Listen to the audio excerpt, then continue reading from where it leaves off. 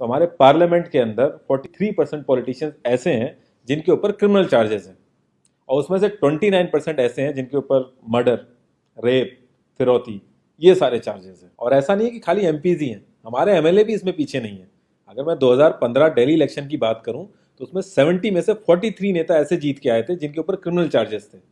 और अगर करंट की बात करें तो 37 एमएलए ऐसे हैं जिनके ऊपर क्रिमिनल चार्जेस हैं। और ये ऐसा नहीं है कि किसी ने आरोप लगा दिया या एफआईआर है, ये वो चार्जेस हैं जो सुप्रीम कोर्ट के अंदर फ्रेम हो चुके हैं। मतलब पुलिस गई है वहां पे, उसको एविडेंस कंफर्म हुए, आई विटनेसेस मिले हैं, ये वो चार्जेस हैं। ये प्रॉब्लम तो बहुत ही छोटी सी है कि पार्टीज क्रिमिनल्स को टिकट ना दें और लोग क्रिमिनल्स को वोट ना दें, लेकिन इस छोटी सी प्रॉब्लम के लिए 1999 से लड़ाई चल रही है और अभी तक इसका सोल्यूशन नहीं हुआ है। 1999 में एसोसिएशन फॉर डेमोक्रेटिक रिफॉर्म, जिसे एडीआर नाम से ज्यादा जानते हैं लोग, इन्होंने जो भी क्रिमिनल्स हैं पॉलिटिक्स में, इनके लिए एक पीआईएल डाली दिल्ली हाई कोर्ट में, और दिल्ली हाई कोर्ट ने उसको एक्सेप्ट भी कर लिया। जब दिल्ली हाई कोर्ट ने ये पीआईएल एक्सेप्ट की थी तो ये चीज़ वहीं ख़त्म हो गई थी। ये जो नेता जिन्हें हम जिता के लाते हैं ना, ये सब लोगों ने मिल के उस पीआईएल के अगेंस्ट में सुप्रीम कोर्ट में अपील कर दी। जब सुप्रीम कोर्ट से भी इनकी अपील खारिज हो गई तो हमें वो देखने को मिला जो हमने कभी नहीं देखा था, ये सारी पार्टियां एक हो गई। जब हमारे देश की सिक्योरिटी की बात आती है, उरी अटैक हो गया, बालाकोट हो गया, या हमले वाली सिचुएशन बनती है, तब भी ये पार्टियां एक नहीं होती। लेकिन इस चीज़ के लिए ये सारी पार्टियां एक हो गई थी, और ये सारी चीज़ें एक ही जगह आके फंस जाती हैं। इंडिया के कानून के हिसाब से जब तक किसी भी आदमी के ऊपर फाइनल जजमेंट नहीं आता तब तक वो बेकसूर है, और उसी चीज़ का फायदा उठता है। अगर कोई आईएएस पीसीएस की तैयारी कर रहा है और उसके ऊपर क्रिमिनल चार्जेस हैं तो उसे ऑफर लेटर नहीं मिलेगा। यहाँ तक कि क्लर्क की जॉब के लिए उसको दिक्कत आ जाएगी। लाखों कैदी ऐसे हैं जिन पर अभी जजमेंट नहीं आया है, जो अंडर ट्रायल है, उनको जेल में डाल रखा है। तो ये सारी चीज़ें जो एप्लीकेबल होती हैं सिर्फ पॉलिटिशियंस के लिए होती हैं, बाकी किसी के लिए नहीं। इतने बड़े सांसदीय क्षेत्र में पार्टियों के लिए इतना मुश्किल हो जा रहा है ऐसा कैंडिडेट ढूंढना जिसका कोई क्रिमिनल रिकॉर्ड ना हो। एडीआर की रिसर्च के हिसाब से क्रिमिनल कैंडिडेट के चांसेस 3 गुना ज्यादा होते हैं जीतने के क्लीन कैंडिडेट के मुकाबले। एक क्रिमिनल कैंडिडेट मनी और मसल पावर का परफेक्ट कॉम्बो बन जाता है।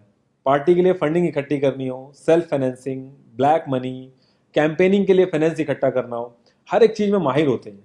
इसलिए पॉलिटिकल पार्टीज की ये पहली पसंद बन जाती है। पहले लोग इतनी डिमांड में नहीं थे, पहले वही भीड़ इकट्ठी करना, बूथ कैप्चरिंग, इन्हीं सब चीज़ों तक ये लोग लिमिटेड थे।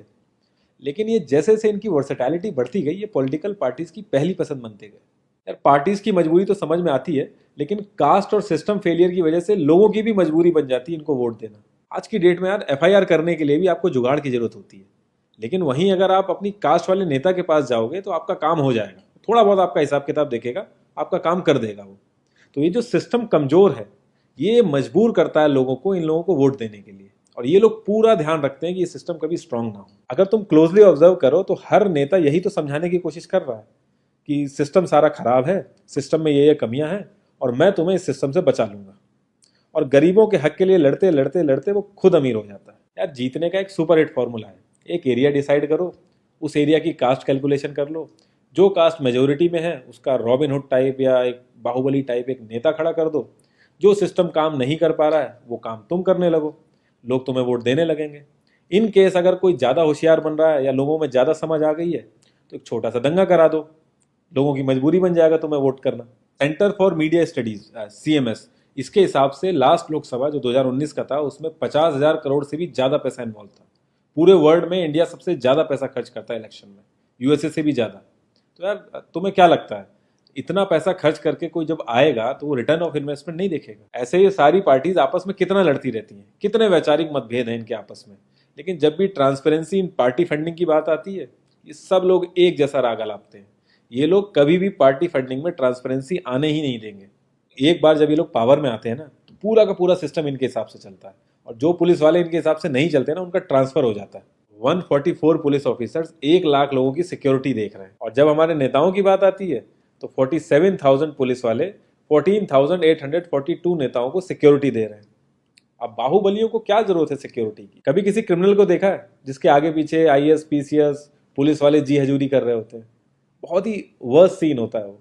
हर साल रिपोर्ट्स आती हैं कि 75% से भी ज्यादा लोगों को पुलिस पे भरोसा ही नहीं है। इंडिया एक लौती ऐसी जगह है जहां पे पुलिस को देख के इंसान सेफ फील करने की बजाय डरता है। एक 15 साल के बच्चे तक को पता है कि आईपीएल में सट्टा लगाने के लिए किसके पास जाना है, लेकिन हमारी पुलिस को नहीं पता। और ये सारा सिस्टम, ये जो वीक सिस्टम है, हमारे नेताओं को बहुत सूट करता है, क्योंकि जिस दिन ये स्ट्रांग हो गया तो इन सब की दुकानें बंद हो जाएंगी। इंडिया की 65% आबादी 35 की एज से नीचे है, जो हमारा लोकसभा है उसकी एवरेज एज है 54 और राज्यसभा की एज 63.5 है। एक दो केस अगर छोड़ दें तो आम आदमी के लिए पॉलिटिक्स में घुसने का रास्ता नहीं है। अगर आप गूगल पे सर्च करोगे ना टॉप 10 यंग पॉलिटिशियंस, तो एक भी नाम उसमें ऐसा नहीं होगा जिसका कोई फैमिली से पॉलिटिकल कनेक्शन ना हो। आज़ादी के बाद से 0.5% से भी कम पॉलिटिशियंस ने अपने बच्चों को आर्मी में भेजा है। वहां नहीं भेजते ये लोग। हम लोग इनसे मैनिफेस्टो में डिमांड ही कहाँ करते हैं। हम तो बस रिलीजियस मुद्दे देखते हैं मैनिफेस्टो में और खुश हो जाते हैं। इंडिया ने ब्रिटिश पार्लियामेंट्री सिस्टम अडेप्ट किया और उसमें एक बहुत ही इंपॉर्टेंट चीज़ है शेडो कैबिनेट, वो हमने छोड़ दी। इसके बारे में बहुत ही कम लोगों को पता है और ये लोग हमें पता लगने भी नहीं देते। तो इसमें होता यह है कि अगर मैं फाइनेंस मिनिस्ट्री का ही एग्जाम्पल लूँ तो जो भी रूलिंग पार्टी का फाइनेंस मिनिस्टर है उसके पैरेलली एक ऑपोजिशन का भी फाइनेंस मिनिस्टर असाइन हो जाएगा और जो रूलिंग पार्टी का फाइनेंस मिनिस्टर है उसकी एक्टिविटीज़ को ऑपोजिशन का फाइनेंस मिनिस्टर लोगों तक पहुंचाएगा।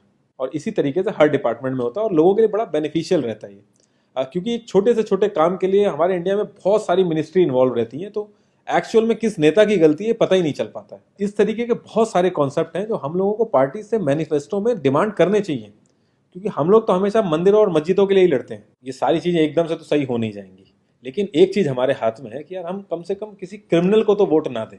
और ऐसा तो होता नहीं कि सारे के सारे लाइन से क्रिमिनल ही खड़े हो जाते हैं। हमें बस इतना करना है कि जो भी कैंडिडेट क्रिमिनल है हमें बस उसे वोट नहीं देना है, भले ही वो हमारी फेवरेट पार्टी का हो, भले ही वो हमारी कास्ट का हो। बस एक दो बार हमें ऐसे करना है, फिर इन लोगों को टिकट ही मिलना बंद हो जाएगा पार्टियों से। जितनी रिसर्च हम अपना मोबाइल फोन खरीदने में करते हैं ना, उसकी 10% रिसर्च भी अगर हमने अपने कैंडिडेट के बारे में कर ली तो ये क्रिमिनल जितने भी हैं पार्लियामेंट में नहीं दिखेंगे, ये वहीं दिखेंगे जहां इनको होना चाहिए। लास्ट में एक ही क्वेश्चन पे मैं इस कॉन्वर्सेशन को एंड करूंगा कि पॉलिटिक्स अगर समाज सेवा है तो सैलरी क्यों।